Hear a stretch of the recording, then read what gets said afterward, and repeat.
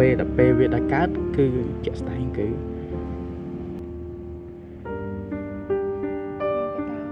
កើតខ្លួន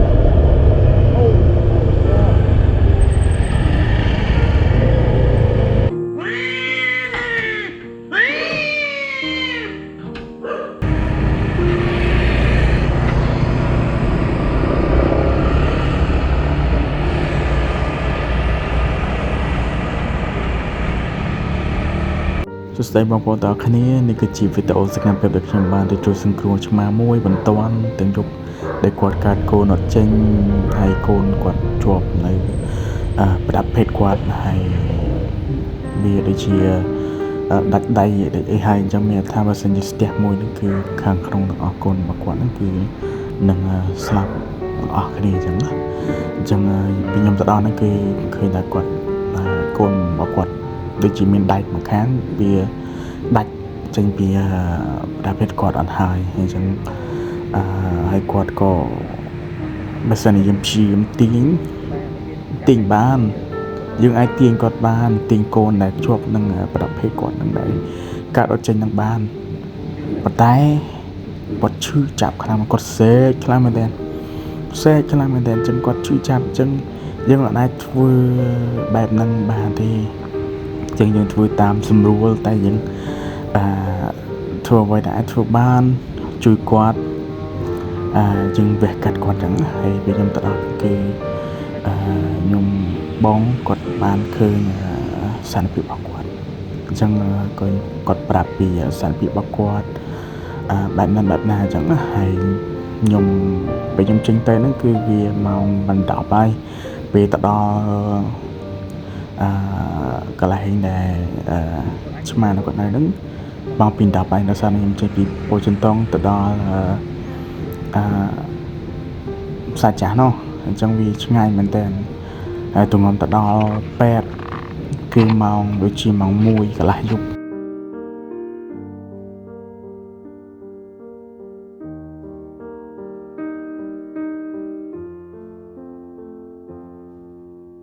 ហើយខ្ញុំបានឃើញបងប្អូនថាក៏មិនអាចជួយទាញ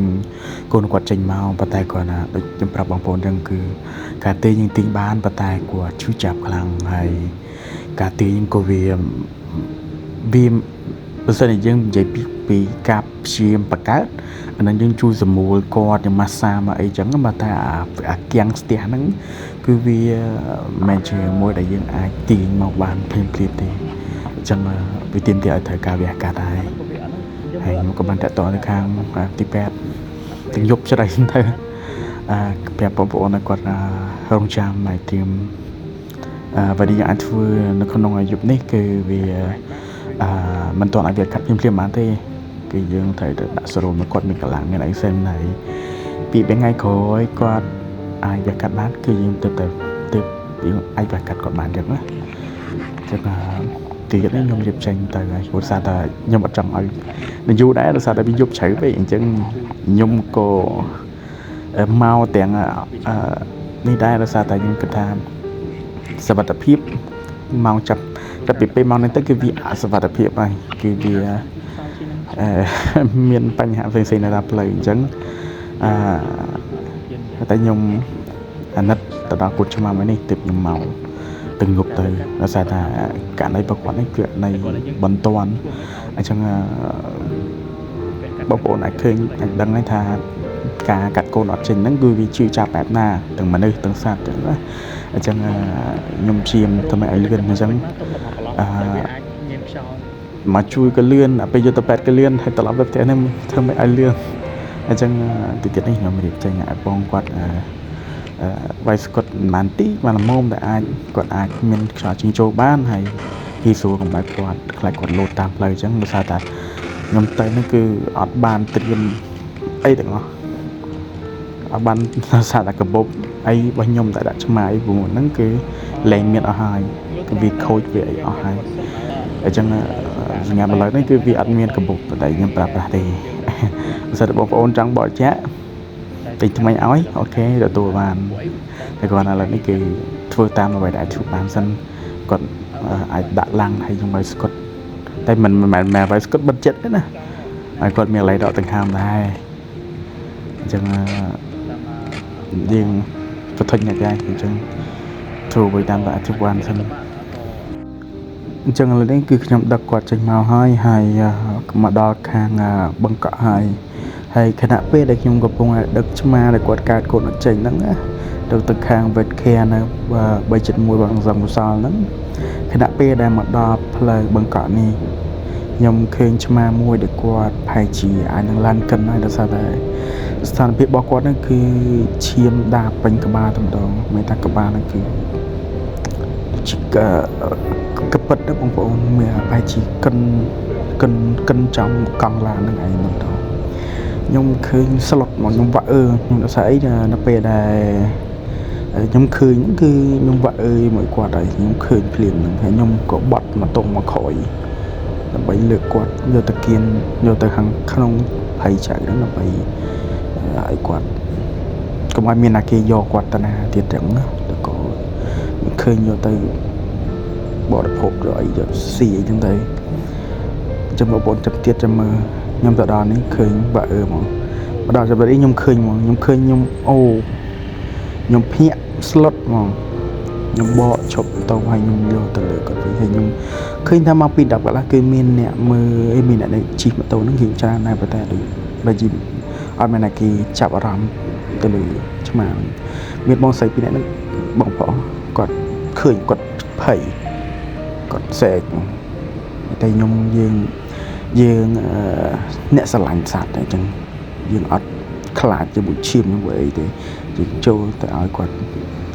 ហៅកន្លែងទីសពស្ងាត់ឲ្យគាត់ខ្ញុំបានកប់នឹងគាត់នៅក្លៀតនឹងហើយមិនឲ្យណាគេឃើញគាត់ទេមិនចង់ឲ្យមានណាគេយកគាត់ទៅណាទេហើយគាត់ទៅឲ្យស្ងាត់អញ្ចឹងណាហើយសង្ឃឹមថាគាត់ចាប់ចិត្តជាមនុស្សហើយឥឡូវនេះកាត់មកដល់ទី8ហើយប្អូនគាត់នៅចាំម្នាក់អញ្ចឹងប្អូនគាត់ព្យាយាមទាញដែរព្យាយាមទាញដែរប៉ុន្តែខណៈពេលទាញនេះគឺគាត់ឈឺខ្លាំងគាត់ស្រែកអញ្ចឹងដល់បងប្អូនឃើញអញ្ចឹងគឺអត់ងាយស្រួលទេអញ្ចឹងខ្ញុំប្រាប់ប្អូនហ្នឹងប្អូនគាត់ឈ្មោះរតនាអញ្ចឹងខ្ញុំប្រាប់ប្អូនគាត់ថាមកអីទេចាំនេះទៅចាំវះកាត់ទៅកុំឲ្យគាត់ជិះចាប់អញ្ចឹងណាអញ្ចឹងក៏ប្អូនគាត់បានដាក់ស្រោមដាក់អីឲ្យគាត់សិនហើយចាំស្អែកបន្ទាប់ដល់ពេលគាត់មានកម្លាំងពីមួយថ្ងៃទៀតគាត់មានកម្លាំងយើងនឹងធ្វើការវះកាត់ឲ្យគាត់ខៀវគាត់នៅម្ដងអញ្ចឹងនៅពេលយើងខៀវគាត់វះកាត់ហើយខៀវគាត់ហើយគាត់សុខភាពល្អហើយអញ្ចឹងគាត់នឹងសុវត្ថិភាពតែគាត់បើឲ្យកូនរស់ទាំងអស់គឺអត់ទេអត់ឲ្យមានមួយណារស់ទេសំខាន់ឲ្យមេនឹងគាត់រស់ចឹងហើយខណៈពេលដែលខ្ញុំកំពុងទៅវល់នេះគឺគាត់បានវះកាត់ហើយនឹងគ្រាវអីហើយអស់ហើយបងប្អូនចឹងបងប្អូនអត់ចាំបាច់ធ្វើបារម្ភគាត់ទៀតទេគាត់គឺសុវត្ថិភាព 100% ហើយបងប្អូន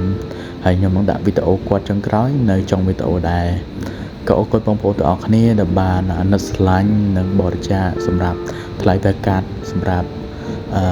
ឆ្មាដែលគាត់កើតកូនអត់ចេញមួយនេះដែរសម្រាប់ក្តីស្រឡាញ់និងក្តីអាណិតក្តីមេត្តាទៅលើឆ្មាមួយនេះ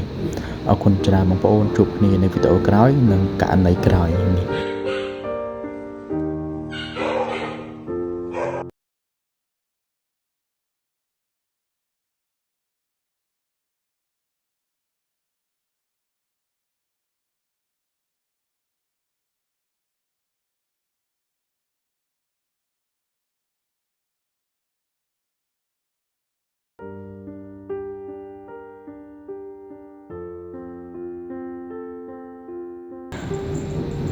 អូខេអញ្ចឹងបងប្អូនអរគុណច្រើនសម្រាប់ទស្សនានៃវីដេអូមួយនេះខ្ញុំវាយទាំងទៅដាប់ទៅដូរតែអត់ស្រួលខ្លួនទេអញ្ចឹងមើលបន្តទៀតទៅមើលមានអីមើលហ្នឹងទៅបាយប៉ាទាំងខ្ជូសុំឲ្យបងប្អូន